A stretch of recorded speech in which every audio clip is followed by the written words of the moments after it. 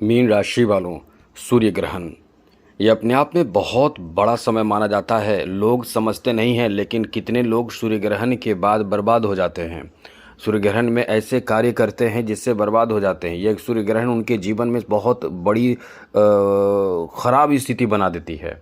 कुछ लोगों के जीवन में ऐसे चमत्कार करता है ये सूर्य ग्रहण कि इंसान का जीवन वहीं से बेहतर हो जाता है और इंसान अपने जीवन में बहुत कुछ अच्छा करने लगता है। मेहनत तो हमेशा करता है, लेकिन ये ग्रहण का असर जो होता है, क्योंकि किस भाव में ग्रहण पड़ रहा है, कौन से ग्रहों का क्या कॉम्बिनेशन होकर क्या फ़ायदा देगा, इस पर भी डिपेंड करता है, इस पर डिपेंड करता है। तो 37 वर्षों बाद दुर्लभ संयोग बन रहा है, जो आपके लिए कह सकते हैं कि द्वादश भाव में बढ़ने वाले ये ग्रहण का प्रभाव सीधे आपके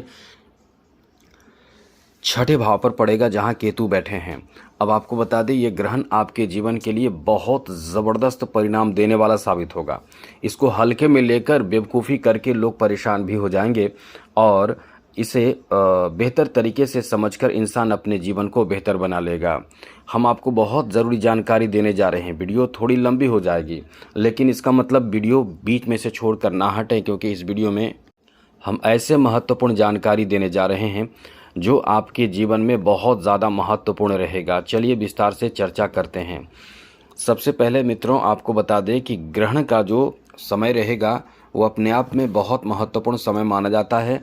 इंसान या तो बिखर जाता है इस ग्रहण के असर से, या तो निखर जाता है। तो आपको क्या करना है, बिखरना है या निखरना है, आप सोच लीजिए। क्योंकि ग्रहण का जो प्रभाव होता है, ऐसे ग्रहण के समय में समझ लीजिए कि बहुत बुरा प्रभाव होता है। कुछ ऐसे प्रभाव जो इंसान गलतियां करता है। तो आपको क्या करना चाहिए, क्या नहीं करना है, ग्रहण का प्रभाव क्या होने वाला है, और ग्रहों का संयोग क्या है। तो ग्रहों का संयोग यह है कि कुंभ राशि में सूर्य, चंद्रमा, बुध, शुक्र और राहु, ये 5 ग्रह रहने वाले हैं। और इसी कुंभ राशि में यानी आपके 12वें भाव में सूर्य ग्रहण लग रहा है। और ये कुंभ राशि जो है, इसके जो स्वामी है वो हैं शनि। अब आपके ऊपर शनि की 7.5 भी चल रही है, दूसरा चरण चल रहा है। तो अब हम आपको ये समझाना और बताना चाहते हैं कि इस समय इस ग्रहण का जो असर होगा उससे खेल ना कीजिए, उससे मतलब हल्के में मत लीजिए, क्योंकि भयंकर माना जाता है। ग्रहण जो है वो अपने आप में भयंकर समय माना जाता है। तो इससे आपके ऊपर ऐसा असर पड़ेगा कि इतिहास में पहली बार वो होगा जो अब तक हुआ नहीं है।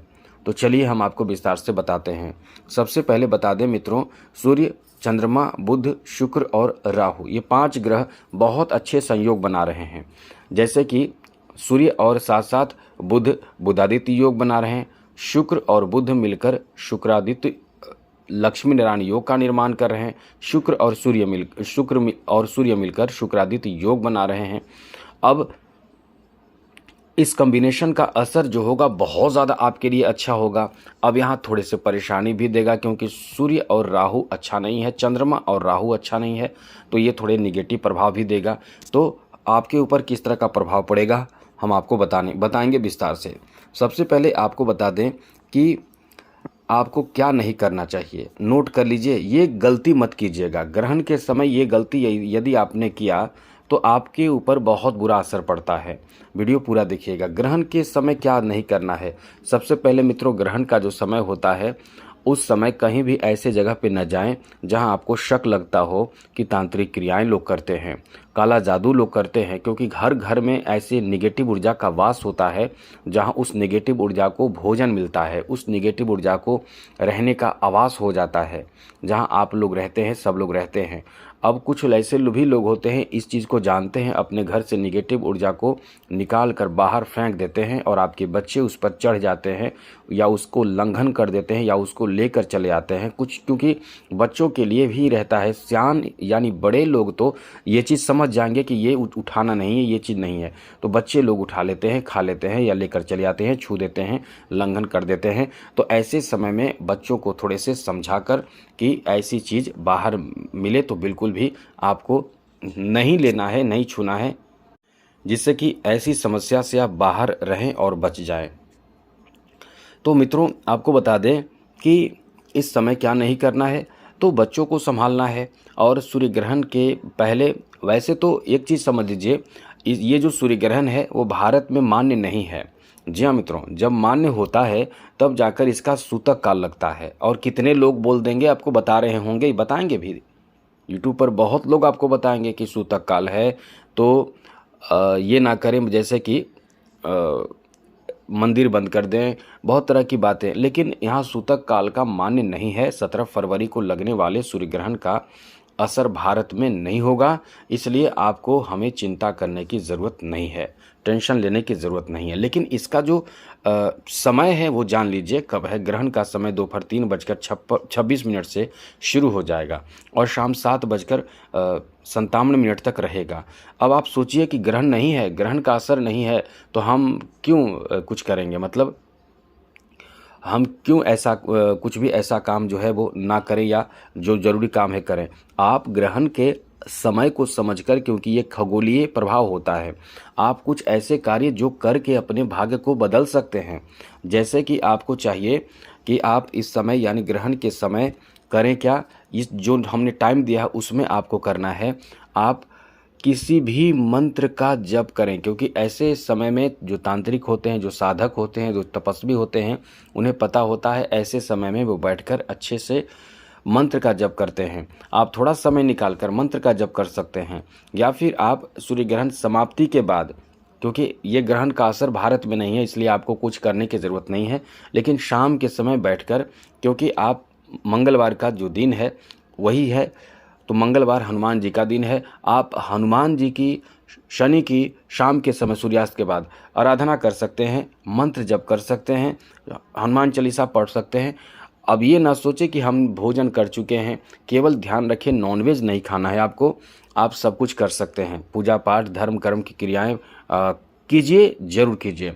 इससे आपके ऊपर के जो निगेटिव प्रभाव है वो दूर होगा। कोशिश करें इसी समय करने का, यानी दोपहर 3:26 से प्रारंभ करके शाम 7:57 के बीच करें तो ज़्यादा अच्छा रहेगा। कोई भी काम करें, जैसे कि खास करके शनि का मंत्र करें, क्योंकि शनि के ही घर में ये ग्रहण लग रहा है, यानी कुंभ राशि में, तो इससे आपके ऊपर जो प्रभाव होगा, जो कह सकते हैं कि ग्रहण शनि की 7.5 का प्रभाव, उससे राहत मिलेगा।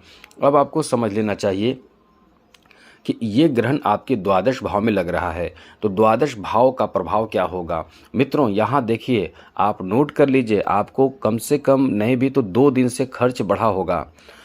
1 से 2 दिन से आपके खर्चे बढ़े हुए होंगे, आपके खर्चे बढ़े रहेंगे, खर्चों पर आप कंट्रोल नहीं कर पा रहे हैं। अब ये बात अलग है कि खर्च बहुत ज़्यादा है, टेंशन वाली बात है, लेकिन एक चीज़ याद रखिएगा, यहाँ विशेष और बड़े खर्च आपके होंगे और इतिहास में पहली बार आप वो काम करेंगे जो अब तक आपने नहीं किया है। क्या करेंगे वो सुन लीजिए। आप इस समय एक काम, जैसे कि इस समय आपके छठे भाव पर प्रभाव पड़ेगा और द्वादश भाव पर। द्वादश भाव का मतलब खर्च होगा। खर्च कौन कराएगा? बुध कराएगा। चंद्रमा सूर्य, मतलब चंद्रमा सूर्य बुध शुक्र और राहु। तो ऐसे में इस समय आपके लिए जैसे कि उच्च कोटि का खर्च होगा, जैसे ज़मीन जायदाद की खरीदारी, गाड़ी वाहन की खरीदारी, भूमि भवन की खरीदारी, कृषि से संबंधित ज़मीन की खरीदारी, किसी तरह का कोई ऐसा कार्य जो आप कह सकते हैं कि शुरुआत, जिसे बिजनेस वगैरह की शुरुआत करने की प्लानिंग, ऐसे बड़े कार्यों पर इस समय आपका खर्च होगा। कुछ बहुत महत्वपूर्ण कार्य पर खर्च होगा, लेकिन यहाँ थोड़े से याद रखिएगा कि सूर्य और राहु एक साथ होने से थोड़ी विवादित बात होगी, कभी कभी विवाद की स्थिति भी उत्पन्न होगी, लेकिन सब सुलझ जाएगा, सब ठीक हो जाएगा। लेकिन पहले आपको परेशानियों का सामना करना पड़ेगा, लेकिन यह है कि आपके फेवर में बात हो जाएगी, बात बन जाएगी। तो ये थोड़े से परेशानी भी देगा, लेकिन अंततः आपको सफलता देकर जाएगा। ये आपका ऐसा समय रहेगा, इसलिए सूर्य ग्रहण का असर आपको बड़े खर्च कराएगा। लेकिन यहाँ ध्यान रखना है, सूर्य ग्रहण का असर जो होगा वो थोड़े से आपको निगेटिव प्रभाव में, जैसे चोट लगना, बहुत ज़्यादा ओवर थिंकिंग होना, टेंशन होना, कोई ऐसे खर्च को लेकर या बड़े काम की शुरुआत को लेकर तनाव होना, टेंशन होना, इस तरह की स्थिति आपके साथ बनेगी। इसका प्रभाव सूर्य ग्रहण का प्रभाव होगा, ऐसा प्रभाव होगा। खर्च ज़्यादा करेंगे और साथ ही किसी तरह का चोट लग जाना या किसी पेट से संबंधित समस्या, सर दर्द की समस्या या कोई भी ऐसी बीमारी जो आपको लगता है कि आपको पहले से परेशान कर रही है, जल्दी से डॉक्टरी सलाह लें और हनुमान जी की आराधना ज़रूर कीजिए। हम आपको पहले ही कह चुके हैं, हनुमान जी की आराधना इस समय भी आपको करना चाहिए और मंगलवार का दिन भी है। कोशिश करें सुबह में ही मंदिर से चले आएँ, इससे फ़ायदा होगा कि इसका प्रभाव जो होगा, जैसे कि ग्रहण का प्रभाव का आपके ऊपर जो होगा कि कोई भी काम करेंगे तो थोड़े से निगेटिव प्रभाव होगा। ज़मीन जायदाद विवादित हो सकता है यदि खरीदारी करने जा रहे हैं तो, वाहन चलाते समय चोट लगने वगैरह का, यानी कुछ ऐसी छोटे मोटे घटना का जो स्थिति बन रही है, हनुमान जी की आराधना करते ही वो सब समाप्त हो जाएंगे। इसलिए आप पहले ही ये चीज़ ध्यान रखें और एक काम ज़रूर करें, ग्रहण समाप्ति के बाद दान जरूर कीजिए। किसी भी मंदिर में जाकर अपने घर के सभी सदस्य से थोड़ा थोड़ा अनाज हाथों से लेकर एक पोटली में जमा कर लें और जमा करके ब्राह्मण को दे दीजिए। ये काम जरूर कीजिए, घर को थोड़ा शुद्ध रखिए। आप देखिए आपके लिए बहुत अनुकूल स्थिति बनेगी। ये ग्रहण का असर जो है ये पूरे परिवार पर भी होगा, तो ये ठीक होगा, कोई बहुत बड़ी परेशानी वाली बात नहीं है। तो आज के लिए इतना ही। जय माता दी, राधे कृष्णा, ओम नमः शिवाय।